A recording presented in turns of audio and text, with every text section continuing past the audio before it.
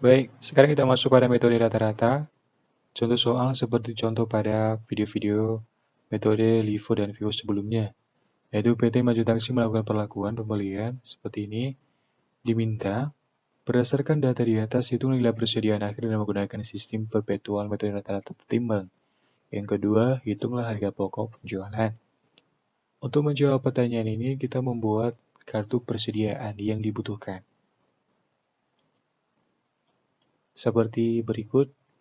Di sini saya telah menyediakan kartu persediaan dan beberapa unit dan harga dan total harga. Saya sudah langsung masukkan supaya lebih cepat dan teratur dan kawan-kawan.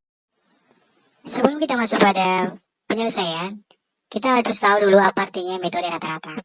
Metode rata-rata biasanya disebut metode rata-rata tertimbang. Metode ini membagi antara biaya barang yang tersedia untuk dijual dengan jumlah unit tersedia, sehingga persediaan akhir dan beban pokok penjualan dapat dihitung dengan rata-rata. Metode ini merupakan titik tengah atau perpaduan dari LIFO dan FIFO. Jadi kelebihan dan kekurangannya berada di antara FIFO dan LIFO. Juga bisa mengerti dan memahaminya. Oke, di sini saya mau menjelaskan untuk soal 2 Januari persediaan awal 200 unit dengan harga 9.000. Di sini saya telah memasukkan 200 unit dengan harga 9.000 dengan total harga 1.800. Ini berasal dari 200 dikali 9.000, yaitu 1.800.000. Oke. Kedua, 9 Maret terjadi pembelian sebanyak 300 unit dengan 10.000. Untuk pembelian kita masukkan ke kolom pembelian, yaitu 300 unit dengan harga 10.000.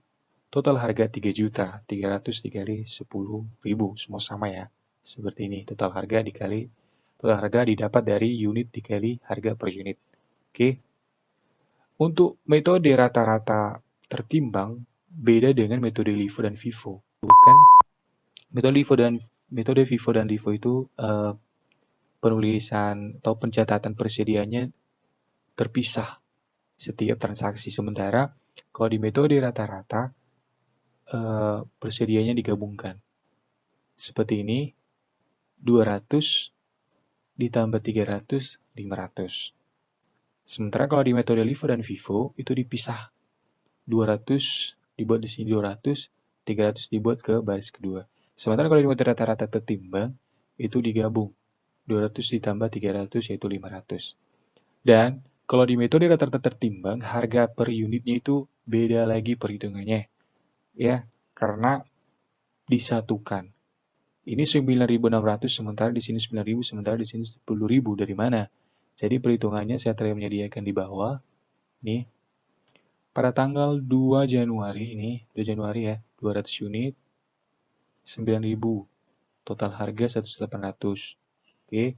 Pada tanggal 9 Maret, 300 unit, 10.000 dan 3 juta. Jadi ini adalah kuantitasnya, ini harga per unitnya dan ini adalah total harga. Jadi untuk mendapatkan harga per unit ini, total harga ini dijumlahkan dibagi dengan kuantitas. Oke. Yaitu 4.800 dibagi 500 ya dapatlah 9.600. Makanya dibuat di sini 9.600. Jadi 500 dikali 9.600 total harganya 4.800. Oke. Jadi kalau di penjualan kita lebih gampang. Contoh ya. Tanggal 5 April penjualan 200 unit. Langsung kita buat 200 unit. Kita kurangi dari persediaan tersedia. Ya, 500 dikurang 200, 300. Dan kalau harga per unitnya, kita tinggal ngambil dari atau ikuti dari persediaan. Oke, 9.600 sama 9.600. Oke, 500 dikurang 200, 300. Ini dikali ini masuk dan jumlahnya 2.880. Untuk penjualan berikutnya itu tanggal 7 Mei ya. 7 Mei ya. 100 unit. Kita ambil dari sini. 300 dikurang 100, 200. Oke. Dan harga per unit diikuti dari atas. Oke, pas. 21 Oktober terjadi pembelian sebanyak 400 unit. Seperti di soal ya. 400 unit dengan harga 11.000. 11.000. Total harga 4.400.000. Oke. Ini lagi dibuat seperti ini. Oke. 4.400.000 ditambah 1.920.000. Baru dibagikan dengan jumlah unit. Yaitu 200 dan 400. Oke. Maka masuklah jumlahnya di sini. Oke. Seterusnya, 18 November terjadi pembelian sebanyak 100 unit dengan harga 12.000. 100 unit 12.000 dan 1.800. Oke. Sama seperti di atas digabung terus. 600 ditambah 100, 700.